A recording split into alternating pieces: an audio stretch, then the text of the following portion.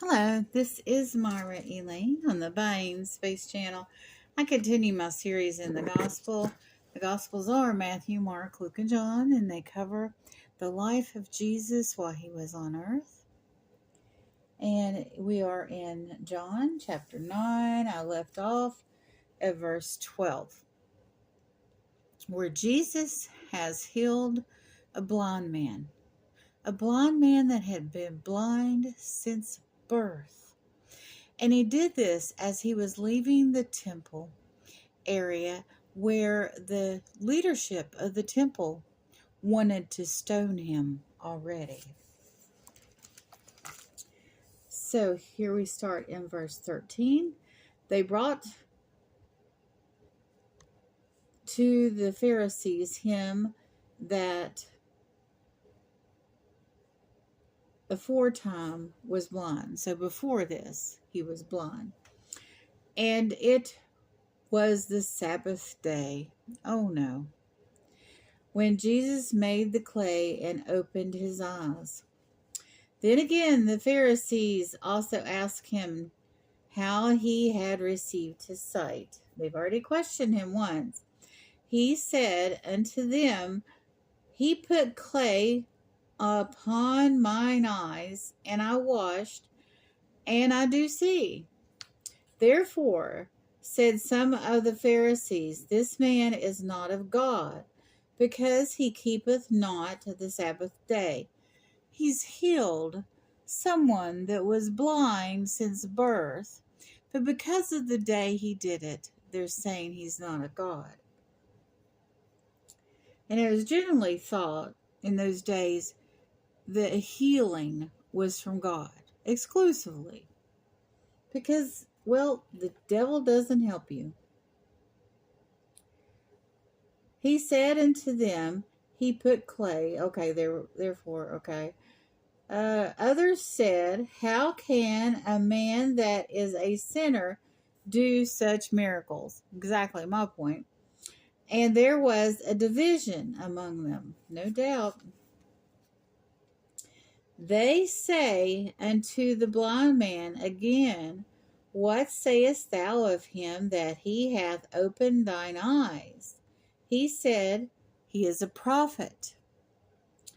But the Jews did not believe concerning him that he had been blind and received his sight. So instead of believing the truth, they're like, oh, this man, he's a liar. He's standing before us, risking his and his family's ability to come to temple to make atonement. He's risking all that to lie about previously being blind. Doesn't make sense to me that he would do that. Until they called the parents of him that had received his sight. And they asked them, saying, now everybody in this situation is afraid of these Pharisees because they have control over whether you're atoned or not. They are a mediator between God and man at this juncture. Is this your son, who ye say had been born blind? How then doth he now see? His parents answered them and said, We know this is our son, and he was born blind. But by what means he now seeth, we know not, or who hath opened his eyes. We weren't there, people. We know not, and he is of age. Ask him. He shall speak for himself.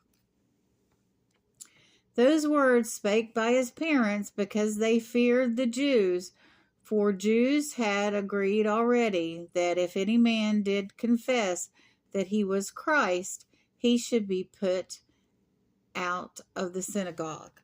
So they already threatened the people that if they said Jesus Christ was a Messiah, they would be put out of the temple and have no way for atonement. They would be basically socially ostracized. Therefore, said his parents, he is of age, ask him.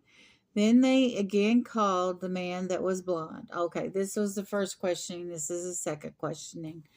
Give God the praise. We know that this man is a sinner. Well, we all are sinners. He answered and said, Whenever he be a sinner, or no, I know not. One thing I know that, whereas I was blind, now I see. And they said unto him again, What did he to thee? How opened thine eyes? He answered them, I have told you already, and ye did not hear. Wherefore would ye hear it again? Will ye be also his disciples?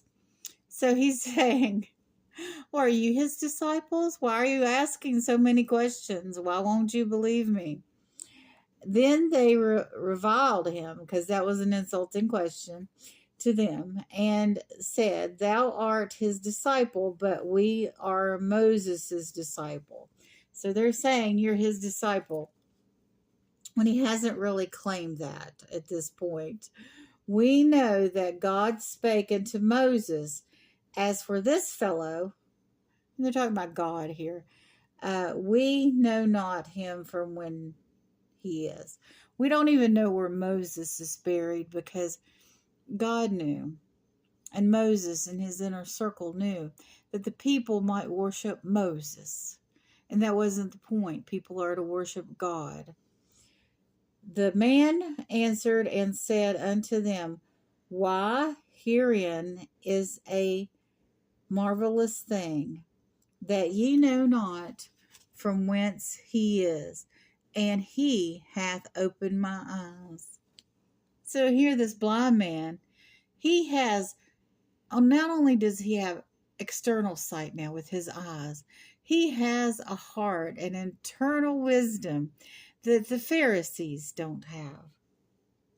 Now we know that God herein not sinners, but if any man be worshipper of God, he doth his will.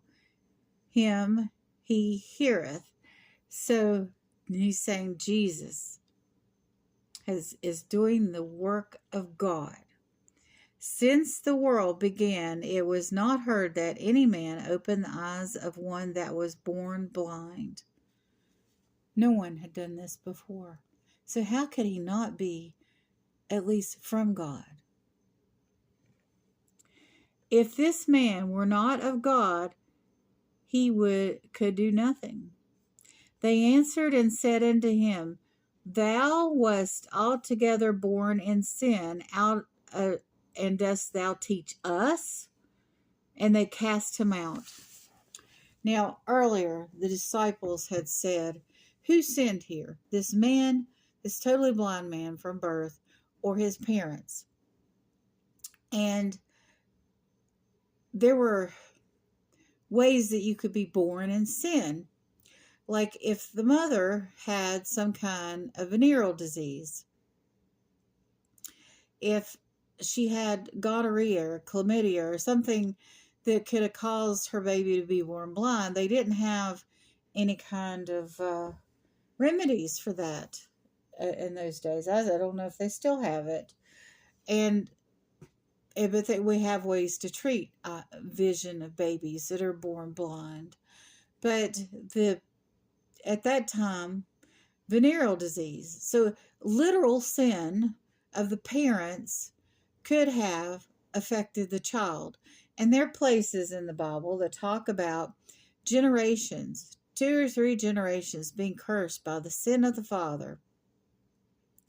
So the Pharisees and Sadducees and Herodians and the Sanhedrin and the entire Levite tribe had this philosophy and that's where the disciples got it from. They also had this idea that people could be cursed by their sins, and people can be cursed by their sins. I'm not saying that it's not a thing. Usually when you're cursed by a sin, it's because the sin itself causes you harm. Like if you do drugs, it harms your body. It causes health issues.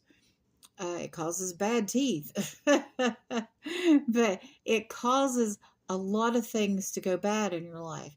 You spend so much time and effort and money into that sin, even if like you just drink socially on the weekend and get a little carried away, and it's your focus for the weekend, for your time off, that you drink alcohol. It's legal and it's all right in moderation in my book. And Jesus drank wine. He turned water into wine. So I don't have a problem with an alcohol itself. But I've been in a convenience store one time, and this woman was buying a suitcase of beer. I think that's 24 cans. And she had 3 children with her, 2 of which were walking on a hot road between the mobile home park and the convenience store. None of them had shoes. The baby had no clothes out in the sun. Yet she was buying that suitcase of beer for her and her man. That's wrong. That's evil. Those children were doing without. So you should have enough for yourself and for your children, especially, before you buy even 1 can of beer. My opinion. I think that, we need to take care of things and people in our own home before we buy what I would consider a luxury. It would be luxury for me to have alcohol. Now, at this age and at my present health condition, I would not drink alcohol. I haven't drank alcohol for except for a little wine here and there, maybe once or twice a year. In the last 5 years, I've probably had wine 3 times because it is a luxury. And I would want both me and my adult child with autism to have everything taken care of before I bought any kind of luxury food or drink. That's just common sense. So people that go out and focus on buying, $20 to $500 worth of alcohol every weekend and don't have other things taken care of for their family, I think that's a sin. And I think that will curse that family. Of course, spending extra money on anything before your basic needs are taken care of is wrong. But we're talking about the philosophy that the disciples were showing and these Pharisees. And they were saying to this man, how dare you judge us? You were born cursed. You were born in sin. And they even believed, some of them, that you could commit crimes. And there may be some Jews these days that still believe you can commit crimes in the womb. There was even a discussion where it was said, well, if he was sinning in the womb, he'd be kicking more. I can relate to that as a mother. I was kicked from the inside.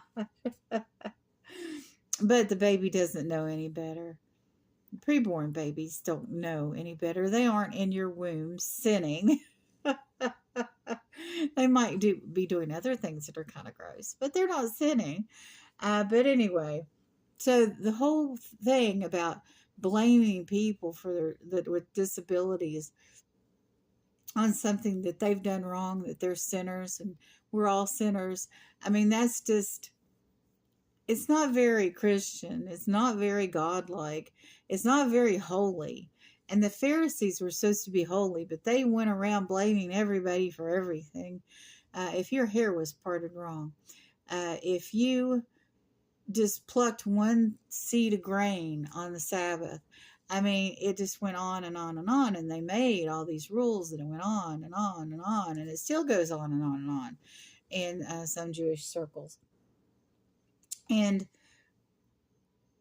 God sent Jesus Christ, the man they're persecuting here, trying to unalive here, to give us grace and mercy, to give us relief from all these rules that people use and make up and create and enforce to harm others, to have control, to have money. And it's still going on to this day in different ways. Not really in the name of religion, but some places in the name of religion. And that's why we need the grace and mercy of Jesus Christ. Love is a better path. Tolerance is a better path. Accepting that we're all equal and we're all sinners is a better path. None of us are better than anyone else. And that's a better way to live. You give yourself a break in that too, because if you make rules, you have to live by those rules too. You all have a wonderful and blessed day.